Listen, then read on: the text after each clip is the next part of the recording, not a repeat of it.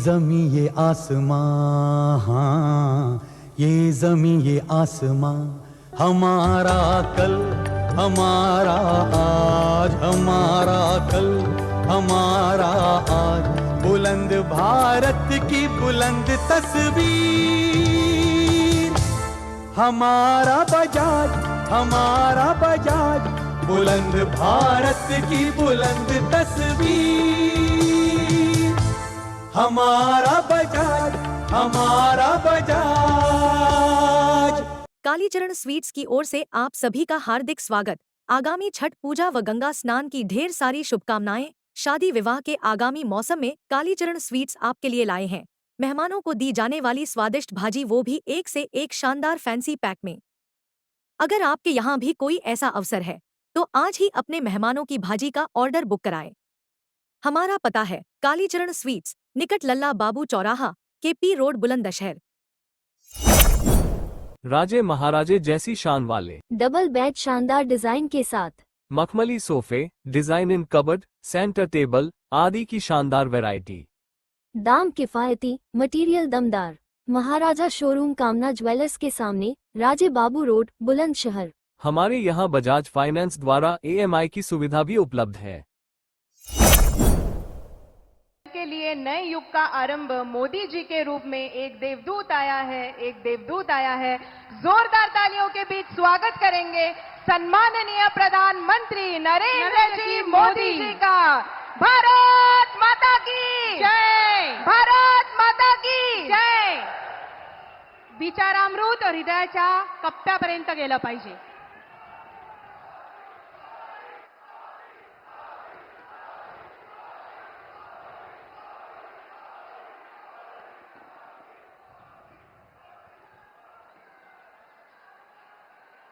भारत माता की,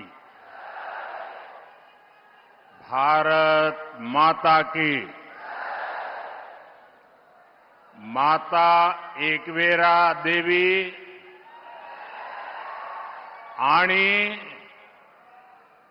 यहाँ मोगी माता चरणी मी कोटी कोटी नमन करतो।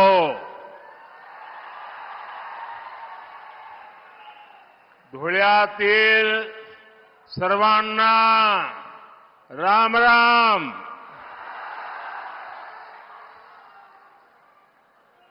आज एक बार फिर मुझे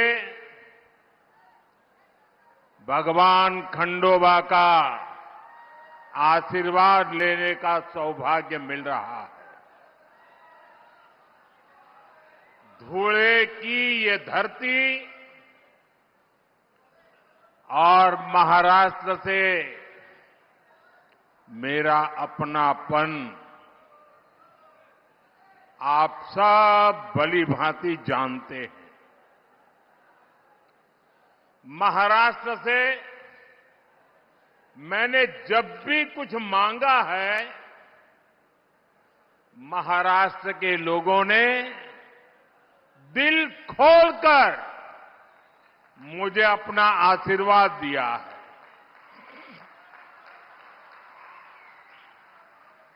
2014 के विधानसभा चुनाव में मैं आपके बीच धुळे आया था। मैंने आपसे महाराष्ट्र में बीजेपी सरकार के लिए आग्रह किया था। आपने महाराष्ट्र में 15 साल के सियासी कुचक्र को तोड़कर बीजेपी को अभूतपूर्व जीत दिलाई थी। और आज एक बार फिर मैं धुळे की धरती पर आया हूं। धुळे से ही मैं महाराष्ट्र में चुनाव अभियान की शुरुआत कर रहा हूं। आपका ये प्यार, ये अपार जन समर्थन, ये जन समूह जितने लोग पंडाल में हैं उससे ज्यादा पंडाल के बाहर है।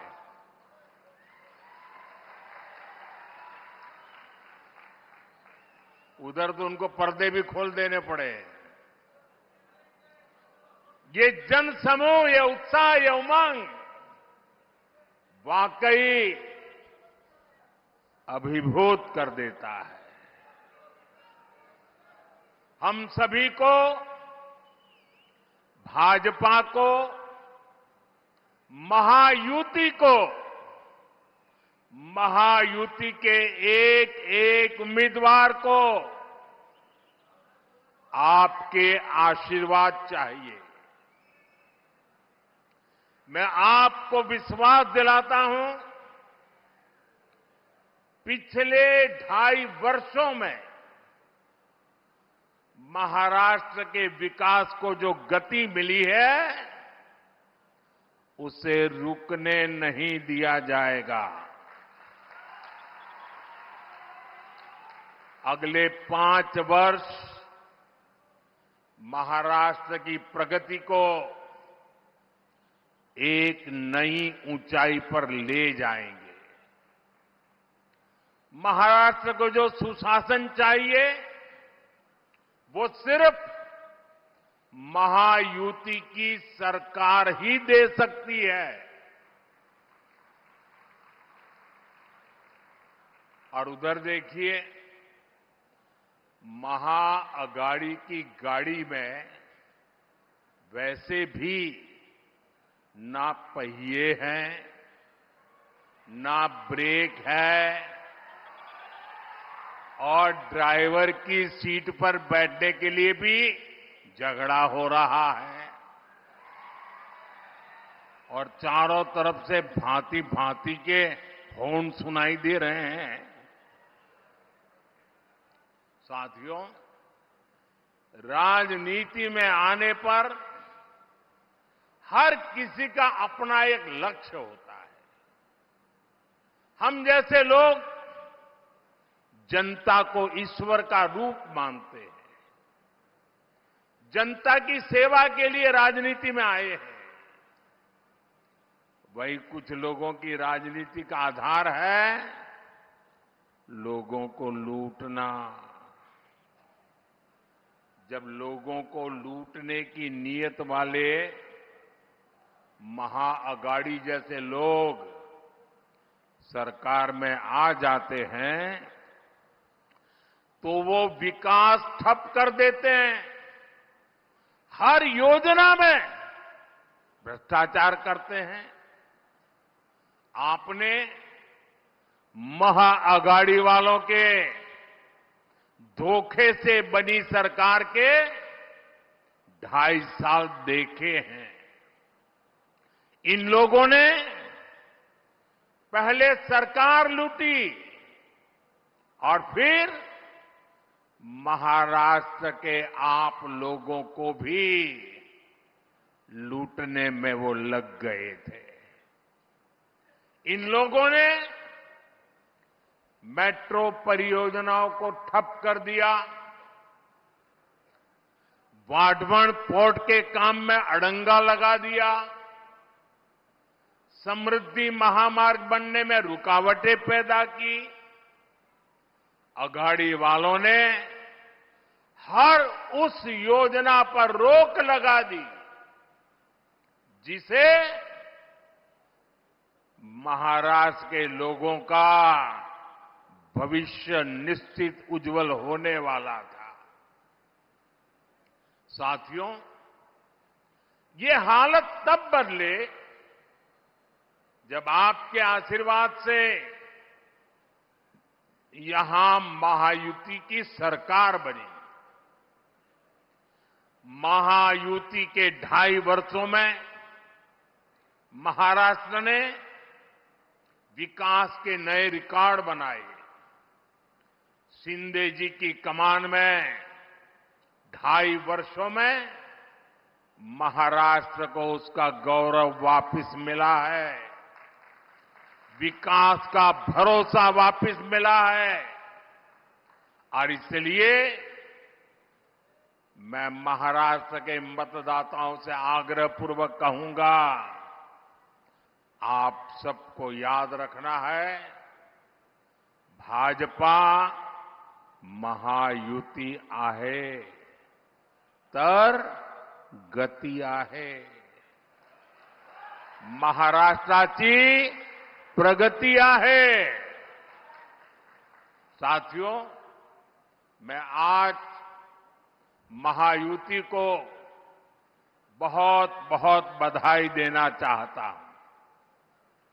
महायुति ने महाराष्ट्र को नई समृद्धि देने वाला वचननामा जारी किया है. महायुति के 10 संकल्पों की बहुत चर्चा हो रही है. शिंदे जी, मेरे मित्र देवेंद्र फडणवीस जी और अजित पवार जी ने जनता के सुझावों से ये शानदार वचननामा तैयार किया है. महायुतीचा वचननामा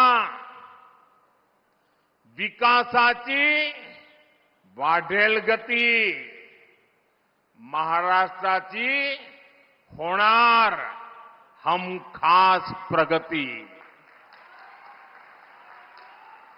महायुति के इस वचननामे में, इस घोषणा पत्र में हर वर्ग की आर्थिक प्रगति की योजना है, समानता का भाव है, सुरक्षा का एहसास है और सबको साथ लेकर चलने का विश्वास है. इसमें महाराष्ट्र के भविष्य का रोडमैप है. मैं ऐसे जन कल्याणकारी वचननामे के लिए महाराष्ट्र की जनता को भी विशेष रूप से बधाई देता हूं. महायुति का वचननामा विकसित महाराष्ट्र का आधार बनेगा, विकसित भारत का आधार बनेगा. साथियों, यहां इतनी बड़ी संख्या में हमारी माताएं, बहनें, बेटियां आई हैं, दूर दूर तक मैं देख रहा हूं. विकसित महाराष्ट्र, विकसित भारत के लिए हमारी बहनों, बेटियों का जीवन आसान बनाना, उन्हें सशक्त करना बहुत जरूरी है. जब महिलाएं आगे बढ़ती हैं तो पूरा समाज तेजी से प्रगति करता है. इसलिए पिछले 10 वर्षों में केंद्र सरकार ने महिलाओं को केंद्र में रखकर अनेक बड़े बड़े फैसले लिए हैं. पिछली सरकारों ने सैनिक स्कूलों से लेकर काम के कई क्षेत्रों में महिलाओं का रास्ता रोका हुआ था. ये मोदी है, उसने वो सारे बंधन हटाए, महिलाओं को ज्यादा से ज्यादा क्षेत्रों में काम के अवसर दे दिए, सारे दरवाजे खोल दिए. हमने नारी शक्ति बंधन अधिनियम के जरिए विधानसभाओं और संसद में महिलाओं को आरक्षण का अधिकार दिया. शौचालय से लेकर गैस सिलेंडर तक हर योजना के केंद्र में हमारी माताएं, बहनें ही रही है. हमने जब इन योजनाओं को शुरू किया था तब कांग्रेस के लोग हमारा मजाक उड़ाते थे, लेकिन आज वही योजनाएं महिला सशक्तिकरण का पर्याय बन गई है। मुझे खुशी है कि महाराष्ट्र की महायुति सरकार भी हमारे विजन को आगे बढ़ा रही है। माताओं को, बहनों के लिए यहां अनेक योजनाएं शुरू की गई है। आज महाराष्ट्र में हर डॉक्यूमेंट पर माता का नाम अनिवार्य कर दिया गया है। महायुति सरकार के इस फैसले का हर किसी ने खुले दिल से स्वागत किया। मुझे खुशी है कि महाराष्ट्र पुलिस में 25,000 बेटियों की भर्ती से एक नया विश्वास पैदा होने वाला है, महिलाओं का सामर्थ्य बढ़ने वाला है और महिला सुरक्षा बढ़ेगी और बेटियों को रोजगार भी मिलेगा। साथियों, हमारी सरकार महिलाओं के सशक्तिकरण के लिए जो कदम उठा रही है वो कांग्रेस और उसके गठबंधन को बर्दाश्त नहीं हो रहा है। आप जानते हैं कि महायुति सरकार की माझी लाड़की बहन योजना, ये माझी लाड़की बहन योजना की सिर्फ महाराष्ट्र में नहीं, देश के हर कोने में चर्चा है। लेकिन कांग्रेस माझी लाड़की बहन योजना को बंद करवाने के लिए भांति भांति साजिशें रच रही है। कांग्रेस के इकोसिस्टम वाले लोग इस योजना के खिलाफ कोर्ट तक पहुंच गए हैं। कांग्रेस और उसके साथियों ने ठान लिया है कि अगर उन्हें सत्ता मिली तो सबसे पहले इस योजना को बंद कर देंगे।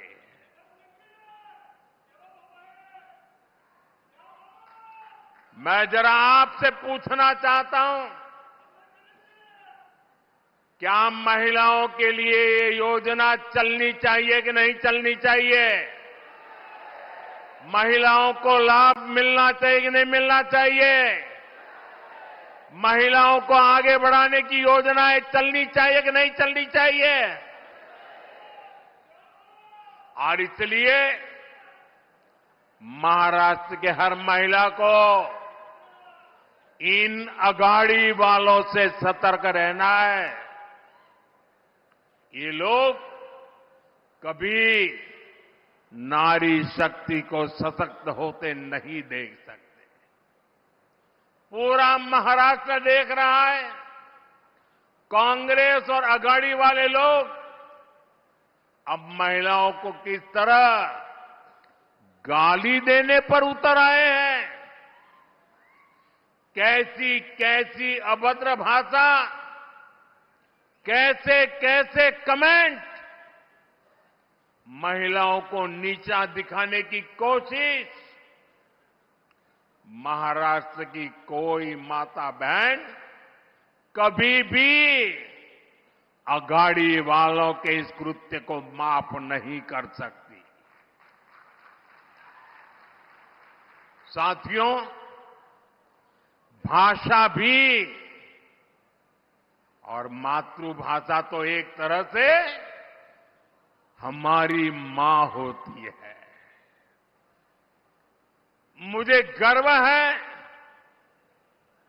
कि हमारी सरकार ने मराठी भाषा को अभिजात भाषा का दर्जा दिया है।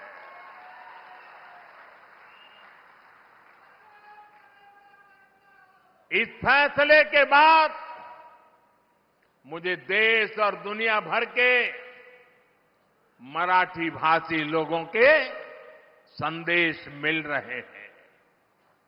लोग इस फैसले से भावुक हैं। ये उनका वर्षों पुराना सपना था, जिसे हमारी सरकार ने पूरा किया है। भाइयों और बहनों, मराठी भाषा को अभिजात भाषा का दर्जा मिले, ये दशकों से महाराष्ट्र के लोगों की इच्छा थी, मांग थी। कांग्रेस पार्टी ने महाराष्ट्र में भी राज किया है, केंद्र में भी राज किया है और केंद्र में महाराष्ट्र में एक साथ भी राज किया है, सरकारें चलाई। लेकिन मराठी को अभिजात भाषा का दर्जा मिले, इन्हें इसकी जरूरत नहीं लगी। इन्होंने हमेशा मराठी भाषा के सम्मान की मांग को अनदेखा किया। उन्हें अब भी परेशानी हो रही है। ये काम मोदी ने कैसे कर दिया? मोदी ने क्यों कर दिया? महाराष्ट्र के नाम पर राजनीति करने वाले अघाड़ी वालों का यही असली चेहरा है। साथियों, महाराष्ट्र में डबल इंजन सरकार ने कैसे काम किया है, ये आज पूरी दुनिया भी देख रही है। आज विदेशी निवेश में, नए अवसरों में महाराष्ट्र पहली पसंद है।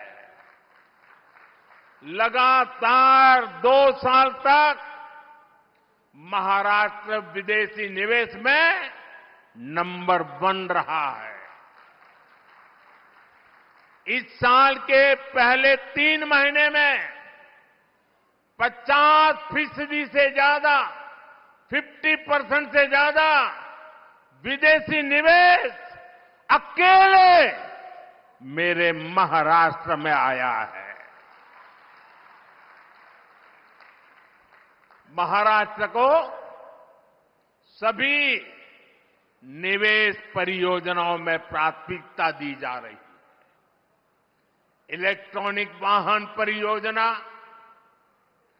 ग्रीन एनर्जी और सोलर प्रोजेक्ट, स्टील प्रोजेक्ट, ऐसे कितने ही प्रोजेक्ट महाराष्ट्र के अलग अलग हिस्सों में स्थापित किए जा रहे हैं। भारत का सबसे बड़ा पोर्ट, पूरे हिंदुस्तान का सबसे बड़ा, ये पोर्ट भी, बंदरगाह भी हमारे महाराष्ट्र में बन रहा है। इंफ्रास्ट्रक्चर के बड़े प्रोजेक्ट से महाराष्ट्र में नए अवसर तैयार हो रहे हैं। साथियों, और जिस दिन मैं वाढवण पोर्ट के शिलान्यास के लिए आया था, उस दिन हमारे देवेंद्र जी ने पब्लिक में एक इच्छा व्यक्त की थी। उन्होंने कहा था कि हिंदुस्तान का सबसे बड़ा बंदरगाह बन रहा है। मोदी जी इतना सारा कर रहे हो, हजारों करोड़ लगा रहे हो, तो वहां एक एयरपोर्ट भी बना देना। उस दिन तो मैं चुप रहा था, लेकिन भाइयों बहनों, जैसे ही आचार संहिता खत्म होगी, जैसे ही महाराष्ट्र में महायुति की शपथ विधि हो जाएगी, मैं महाराष्ट्र सरकार के साथ बैठ करके देवेंद्र जी की इच्छा कैसे पूरी हो, इस बात के लिए काम करूंगा।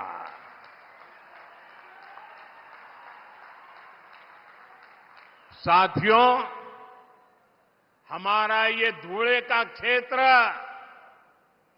औद्योगिक विकास का गढ़ रहा है और अभी देवेंद्र जी ने धुले का क्या बढ़िया वर्णन किया। देश में बहुत कम जिले हैं जिनको इतनी सारी सौगात एक ही इलाके में मिली होगी। ये टेक्सटाइल का भी बड़ा केंद्र है और मुंबई दिल्ली इंडस्ट्रियल कॉरिडोर से भी जुड़ा हुआ है। धुले की कनेक्टिविटी यहां के विकास के लिए बहुत जरूरी है। इसलिए धुले के इंफ्रास्ट्रक्चर और कनेक्टिविटी पर हजारों करोड़ रुपए खर्च किए जा रहे हैं। धुले सोलापुर हाईवे का काम जारी है। धुले इंदौर रेल मार्ग का काम स्वीकृत हो चुका है। इन सारी परियोजनाओं से यहां के युवाओं के लिए रोजगार के भी हजारों नए अवसर बने हैं। साथियों, महाराष्ट्र के किसानों को भी डबल इंजन सरकार में डबल फायदा मिला है। उन्हें पीएम किसान सम्मान निधि के 6,000 रुपये के साथ ही महायुति सरकार के नमो शेतकरी महासम्मान निधि के 6,000 रुपया अतिरिक्त मिलते हैं, यानी 12,000 रुपये की आर्थिक मदद मेरे महाराष्ट्र के किसान भाई बहनों के खाते में सीधी जाती है। अब एक कदम आगे बढ़ते हुए महायुति की सरकार ने इस राशि को 15,000 रुपये तक बढ़ाने की घोषणा की है। इसका बहुत बड़ा फायदा महाराष्ट्र के और मेरे धुले के किसानों को भी होगा। केंद्र सरकार ने पिछले 10 वर्षों में किसानों के लिए जो काम किए हैं, उनसे कांग्रेस के खोदे गए गड्ढों को भरने में काफी मदद मिली है। आज किसानों के पास फसल बीमा की सुरक्षा है। किसानों को सस्ती बिजली के लिए सोलर पंप दिए जा रहे हैं। किसान की फसलों की खरीदारी भी आज रिकॉर्ड स्तर पर हो रही है। फसलों पर एमएसपी के दाम भी लगातार बढ़ाए गए हैं। यही बीजेपी और महायुति का संकल्प भी है और हमारा किसान खुशहाल हो और देश समृद्ध बने। साथियों, यहां धुले और आसपास के क्षेत्र में बड़ी संख्या में मेरे आदिवासी भाई बहन रहते हैं। सूरत के तो हम पास पड़ते हैं जी, आपके बिल्कुल एकदम सीधे पड़ोसी हैं और इसलिए मैं इस इलाके से भी काफी परिचित रहा। बीजेपी ने हमेशा सबका साथ सबका विकास की नीयत से काम किया है। इस संकल्प का प्रमुख हिस्सा हमारा आदिवासी समाज भी है। ये वो समाज है जिनका देश की आजादी में, देश के विकास में महत्वपूर्ण योगदान रहा है।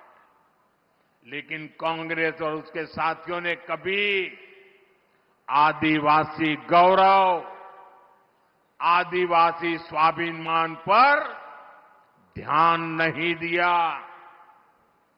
आदिवासी विरासत को न्याय मिले, आदिवासी युवाओं को बेहतर भविष्य मिले, क्या ये आपका अधिकार नहीं था? लेकिन इस काम में दशकों लग गए। जब अटल बिहारी वाजपेयी जी के नेतृत्व में बीजेपी की सरकार आई, तब अलग आदिवासी मंत्रालय बना। तब पहली बार आदिवासी हितों को, इस समाज की अपेक्षाओं को महत्व मिला। हमारी सरकार ने भगवान बिरसा मुंडा की जयंती पर जनजातीय गौरव दिवस की शुरुआत की है। इसका मकसद यही है कि आदिवासी परंपरा को पहचान मिले। इस बार 15 नवंबर से अगले 1 वर्ष तक हम भगवान बिरसा मुंडा की 150वीं जन्म जयंती मनाएंगे। हमारी सरकार देश भर में एकलव्य आवासीय विद्यालय भी बना रही है। इन विद्यालयों में हमारे आदिवासी बेटे बेटियां पढ़ रहे हैं। हमने जल, जंगल, जमीन का हक सुरक्षित किया। वन उपज का लाभ आदिवासी समाज को मिले, इसके लिए हमने इस समाज को उसके अधिकार दिए। बीजेपी के ही प्रयासों से पहली बार एक आदिवासी महिला द्रौपदी मुर्मू जी देश की पहली आदिवासी राष्ट्रपति बनी। और पूरे देश ने देखा है कि कैसे कांग्रेस और उसके साथियों ने द्रौपदी मुर्मू जी को हराने के लिए पूरी शक्ति लगा दी थी। आए दिन ये लोग द्रौपदी जी का अपमान करते हैं और ये इनकी पुरानी आदत है।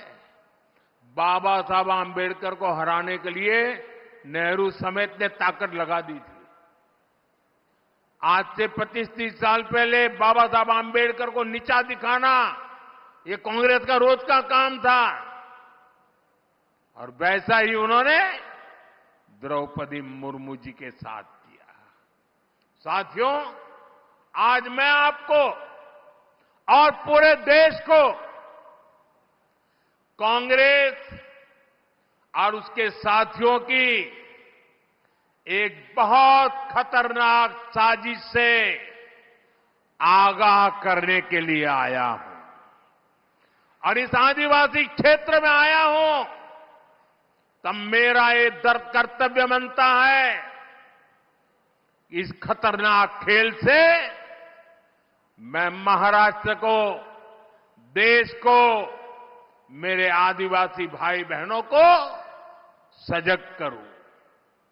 कांग्रेस द्वारा एक जाति को दूसरी जाति से लड़ाने का खतरनाक खेल खेला जा रहा है और ये खेल इसलिए खेला जा रहा है क्योंकि कांग्रेस कभी दलितों, पिछड़ों, आदिवासियों को आगे बढ़ते नहीं देख सकती। यही कांग्रेस का इतिहास है। आजादी के समय हमारे बाबा साहब आंबेडकर ने बहुत कोशिश की थी कि शोषितों, वंचितों को आरक्षण मिले, लेकिन नेहरू जी अड़े हुए थे कि किसी भी कीमत पर दलितों, पिछड़ों, आदिवासियों को आरक्षण नहीं दिया जाएगा। बहुत मुश्किल से बाबा साहब दलितों और आदिवासियों के लिए आरक्षण का प्रावधान करा पाए, उनको लड़ाई लड़नी पड़ी। नेहरू जी के बाद इंदिरा जी आई उन्होंने भी आरक्षण के खिलाफ ऐसा ही रवैया जारी रखा। उनका भी मकसद यही था कि किसी भी कीमत पर एससी, एसटी, ओबीसी को प्रतिनिधित्व न मिल पाए। ये लोग चाहते थे कि एससी, एसटी, ओबीसी हमेशा कमजोर रहे। इंदिरा जी के बाद राजीव गांधी आए, उनकी भी सोच और अप्रोच अपने खानदान से अलग नहीं थी। राजीव गांधी ने भी ओबीसी आरक्षण का खुल करके विरोध किया था। ये लोग जानते थे कि एससी, एसटी, ओबीसी अगर ये समाज मजबूत हो गया तो उनकी राजनीति की दुकान का शटर गिर जाएगा। राजीव गांधी के बाद अब इस परिवार की चौथी पीढ़ी इस खतरनाक भावना के साथ उनके युवराज काम कर रहे हैं। कांग्रेस का एकमात्र एजेंडा है किसी भी तरह एससी समाज की एकता को तोड़ो, एसटी समाज की एकता को तोड़ो, ओबीसी समाज की एकता को चकनाचूर कर दें। कांग्रेस चाहती है कि एससी समाज अलग अलग जातियों में बिखरा रहे ताकि एससी समाज की सामूहिक शक्ति कमजोर पड़ जाए। कांग्रेस चाहती है कि ओबीसी समाज भी अलग अलग जातियों में बटा रहे ताकि ओबीसी के तौर पर उनकी जो एकजुटता की पहचान बनी है, ये ओबीसी अगर ओबीसी रहे तो उनकी ताकत बढ़ जाएगी। ये ताकत न बढ़े इसलिए ओबीसी समाज को भी जातियों में बिखेर दो। इसलिए वो ओबीसी को भी अलग अलग जातियों में बांटने का खेल कर रही है। कांग्रेस चाहती है कि हमारा एसटी समाज अलग अलग जातियों में बटा रहे, क्योंकि आज आदिवासी के रूप में, जनजातीय समूह के रूप में, शेड्यूल्ड ट्राइब के रूप में समाज की एकता, समाज की एक पहचान, समाज की एकजुटता आज उभर करके आई है और वो मजबूती से अपनी आवाज उठा न पाए इसलिए उनको भी छोटी छोटी जातियों में बिखेर दो।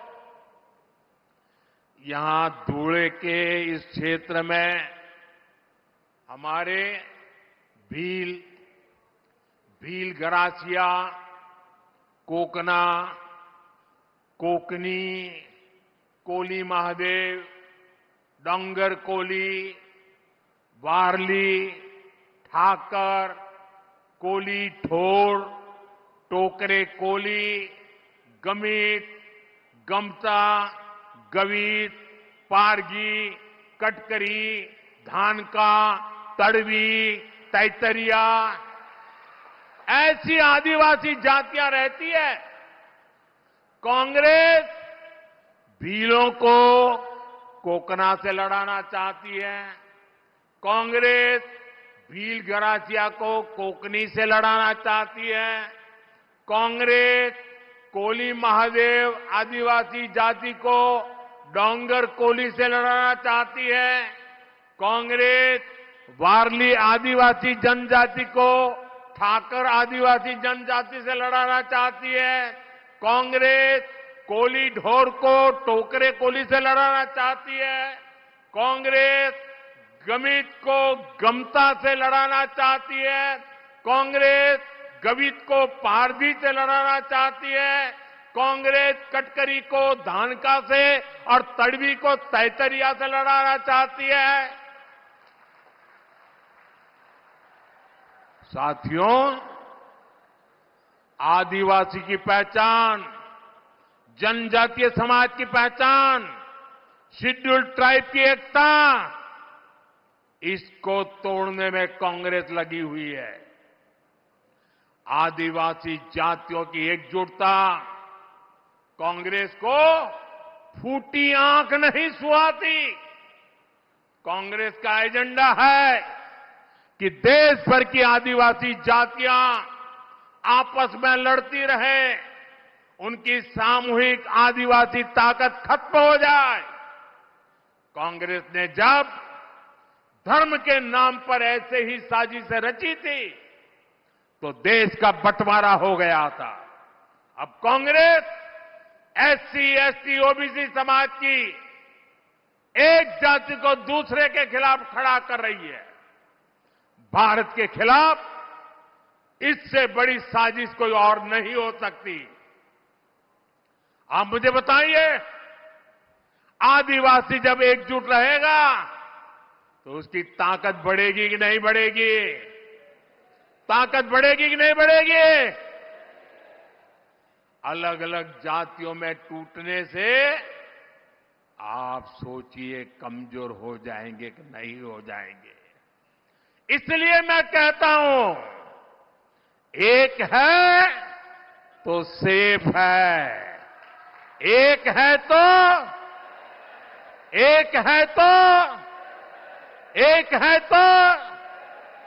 हमें एकजुट रहकर कांग्रेस के खतरनाक खेल को नाकाम करना है और विकास के रास्ते पर आगे बढ़ते रहना है। साथियों, आजादी के बाद महात्मा गांधी कांग्रेस को खत्म करना चाहते थे। उन्होंने कहा था, अब आजादी मिल गई, कांग्रेस को बिखेर दो। उन्हें कांग्रेस को लगने वाली बीमारी का अंदाजा था। जहां विभाजन की आग है, वहां जड़ में कांग्रेस का देश विरोधी राग है। कांग्रेस हमेशा देश को तोड़ने वाले षड्यंत्रों का हिस्सा रही है। इसका एक बड़ा उदाहरण है जम्मू कश्मीर। कांग्रेस ने कश्मीर को आर्टिकल 370 के जरिए देश की मुख्य धारा से अलग किया। कांग्रेस ने कश्मीर में बाबा साहब आंबेडकर का संविधान 75 साल तक लागू नहीं होने दिया। ये कांग्रेस वालों को जवाब देना पड़ेगा। इतने लोग कांग्रेस के राज करते रहे, ये परिवार राज करता रहा, क्या कारण था बाबा साहब आंबेडकर का संविधान जम्मू कश्मीर में लागू नहीं हुआ? देश में 2 संविधान चलते थे। ये मोदी आया तब जाके बाबा साहब आंबेडकर संविधान जम्मू कश्मीर में लगा। और इसके कारण होता था क्या? कश्मीर में दलितों, वंचितों को उनका हक नहीं मिलने दिया। कांग्रेस ने आतंकवाद को संरक्षण दिया, अलगाववादियों का संरक्षण दिया। जो समस्या कांग्रेस ने पैदा की थी, हमने आर्टिकल 370 खत्म करके उस समस्या को भी खत्म कर दिया है। ये 21वीं सदी के भारत के सबसे बड़े फैसलों में से एक है। लेकिन जैसे ही मैं देशवासियों को कहता हूं, जरा जागिए, सचेत हो जाइए। जैसे ही कांग्रेस और इंडी गठजोड़ वालों का जम्मू कश्मीर में सरकार बनाने का मौका मिला, वो फिर से कश्मीर को लेकर साजिशें करने लगे हैं। आपने टीवी पे देखा होगा, 2-3 दिन पहले जम्मू कश्मीर विधानसभा में जो कुछ हुआ आपने देखा होगा। कांग्रेस गठबंधन वहां फिर से आर्टिकल 370 लागू करने का प्रस्ताव पारित किया है। दोस्तों, क्या ये देश स्वीकार करेगा? आप सहमत होंगे? कश्मीर को तोड़ने का कांग्रेस का एक कारनामा आपको मंजूर है? आर्टिकल 370 के समर्थन में विधानसभा के भीतर बैनर लहराए गए। जब बीजेपी के विधायकों ने जी जान से उसका विरोध किया तो उन्हें उठा उठा करके सदन के बाहर फेंक दिया गया। कांग्रेस और उसके साथियों की एक घिनौनी सच्चाई पूरे देश को, पूरे महाराष्ट्र को समझनी होगी। कांग्रेस गठबंधन एक तरफ जम्मू कश्मीर से भारत का संविधान हटाने का प्रस्ताव पास करता है। कांग्रेस ने जो प्रस्ताव पारित किया है ना, इससे बाबा साहब का संविधान जो मोदी वहां ले गया है ना, वो फिर वापस कर देंगे और जम्मू कश्मीर में बाबा साहब के संविधान को घुसने नहीं देंगे। और दूसरी तरफ यही कांग्रेस, उनका गठबंधन यहां महाराष्ट्र में आकर संविधान की झूठी किताब लहराता है, कोरे कागज वाली। ये कोरे कागज वालों की कटी पतंग का जमाना आ गया है।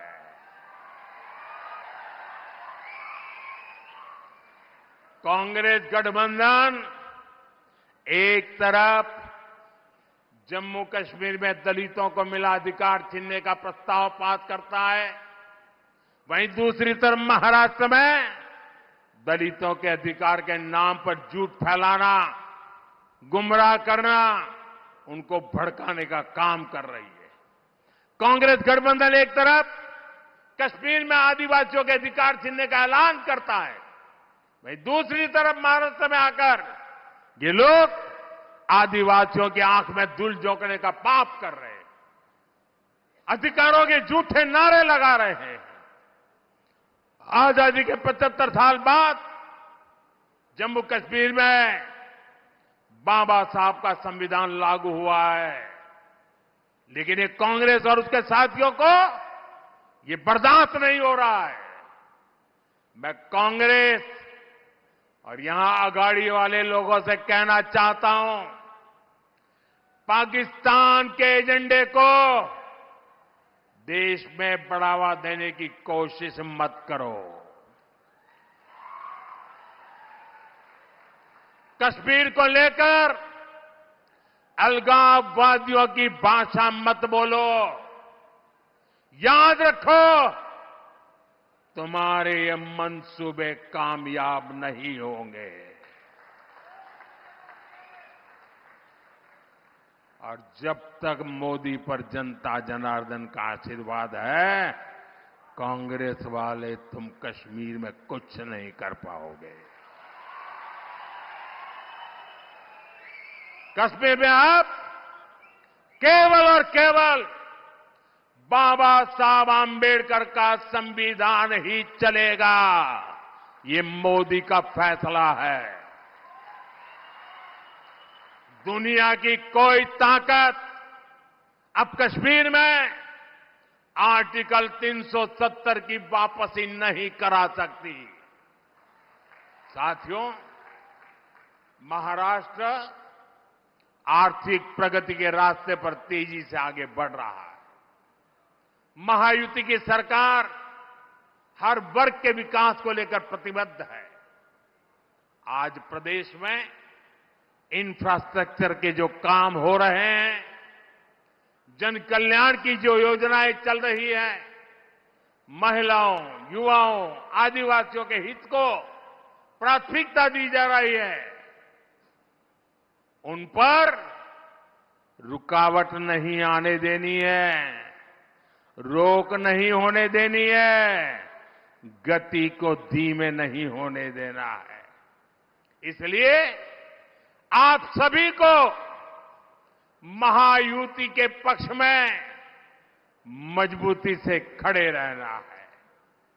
मैं विश्वास के साथ कह सकता हूं कि महायुति आपके परिवार, आपके बच्चों के भविष्य के लिए काम करती रहेगी। आप सभी इतनी बड़ी संख्या में हमें अपना आशीर्वाद देने आए। मैं सभी जो उम्मीदवार है इस बार, उनसे आग्रह करता हूं जरा आगे आ जाए। जो चुनाव लड़ रहे हैं, जो उम्मीदवार है, देवेंद्र जी आप भी चुनाव लड़ रहे हैं।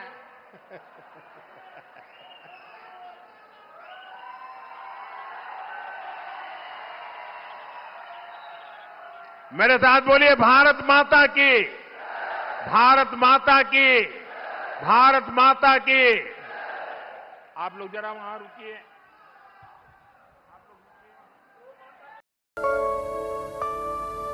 ये जमी ये आसमां, हाँ, ये जमी ये आसमां, हमारा कल, हमारा आज, हमारा कल, हमारा आज, बुलंद भारत की बुलंद तस्वीर, हमारा बजाज, हमारा बजाज, बुलंद भारत की बुलंद तस्वीर,